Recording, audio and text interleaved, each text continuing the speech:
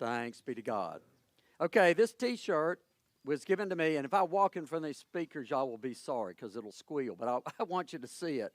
But it says, it has Jesus, and he has his head down a little bit, and he says, "I never said that." It's from Jonathan Sal, my brilliant eye surgeon who takes care of me, but he's a funny guy. I've got tons of these T-shirts. I don't know where to wear them. I'm afraid if I wear them in public, somebody will hit me or something. What are you, you don't like Jesus? I love Jesus. My point this morning is it's fascinating the things that we say that Jesus said. He didn't say that. Or he didn't say it in the language he said it in. I promise you that. And I've been doing this 40-something years, way longer than you want to know. And every time I go back and look again, I think, what in the world? Because the Aramaic of his day, translated into the Greek, is so often fascinating. The most subtle thing is what is going on. And that's what's happening today. This is subtle, and this is the best news you're going to hear this morning, I promise you, anywhere, because it's the words of Jesus. So let me tell you a story to get to this stuff about weeds. You have gardens? Good gracious. This time of year with as much rain we have, my yard that used to have fescue now has weeds. Lots of weeds. I lived across the street from where the Sylvies used to live, and they used to duck their head and not look at my yard when they drove out of the driveway. I know because he was always putting water out. So we have a farm, blessed to have a farm place that's kind of now a retreat. We've got a couple of 100 acres, and it's in the country. It's on the border of Louisiana and Arkansas on State Line Road. It's my wife's family, and we've been tending it, really taking care of it for 40 years and get to go over there and retreat. But we're always doing a lot of hard work. And Lois, you ought to see Lois on a zero traction Exmark, man. She can fly on this thing. She can ride that machine. But we do a lot of work there, and we have a beautiful pond. So we're up on top of the hill, and it's kind of magic. You get to the top of the hill, and all of a sudden, there's an outhouse and this beautiful kind of a studio and this beautiful pond. You don't even know it's there. It's hidden from the world. We have our own little place. But always around that pond, these weeds start growing in the summertime where you can't see the water. And they get bigger and bigger. And it looks beautiful because it looks like something like the top of asparagus, that beautiful little fern-looking stuff. Well, I was committed last year, they're leaving. So I go down there you can't ride a mower against it. I can't get it, it's too wet.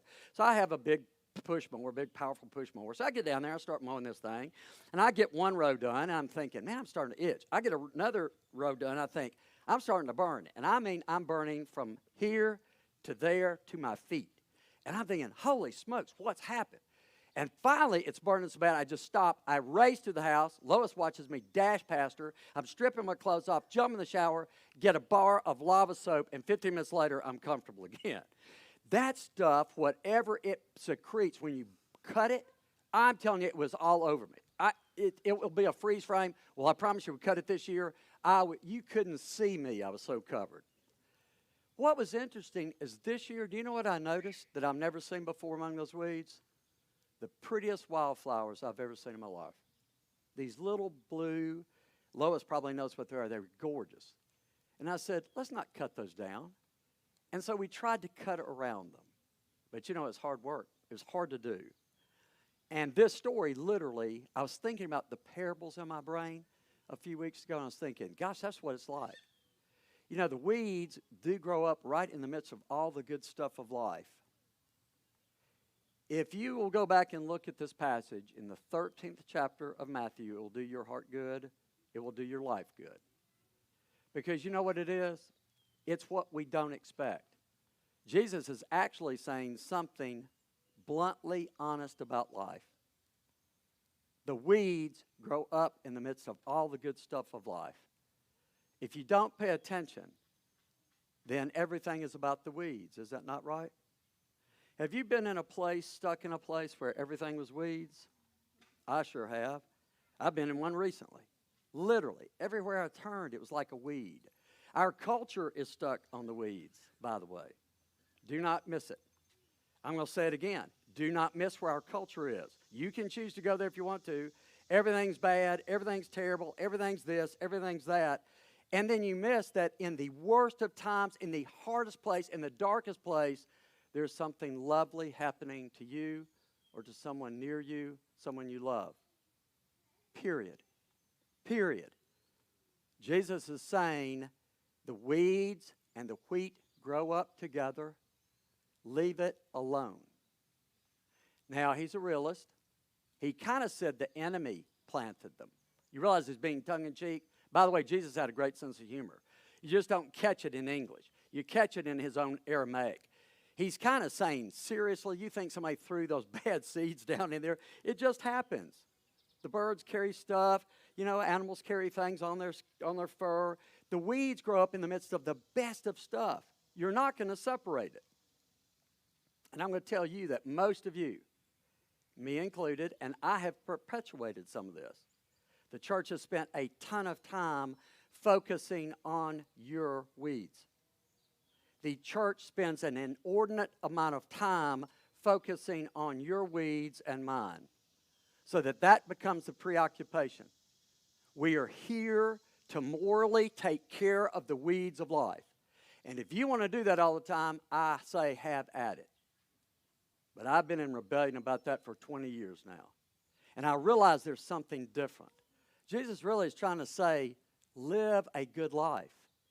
Do about the weeds when you need to, because I promise if you don't, they will hurt you. I got in those weeds and I had to scrub them off. You have to do something about the weeds of life. And you know what I'm talking about. I'm not going to go into that. That'll give you a headache and me a headache. We all have weeds. It's just part of the deal. But there is another deeper, more vibrant peace. Can't you feel it this morning? This sense of peace. This sense of connection.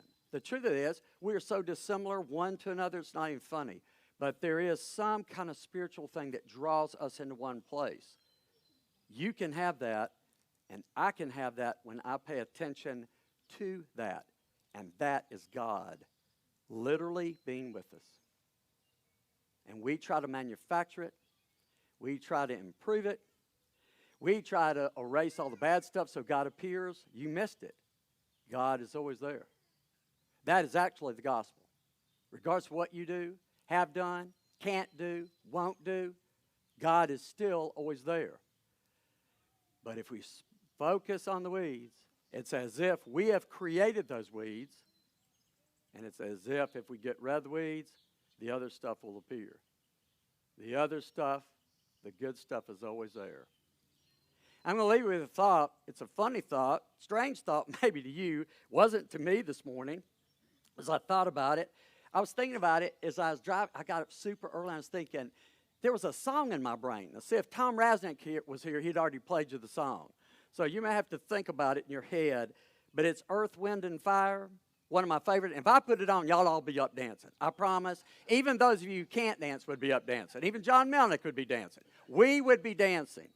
But their song was this: that's the way of the world. That's the way of the world. Plant your flower and grow a pearl. A child is born with a heart of gold. Hearts of fire create love. So simple. So simple. Embrace the simple today. Amen.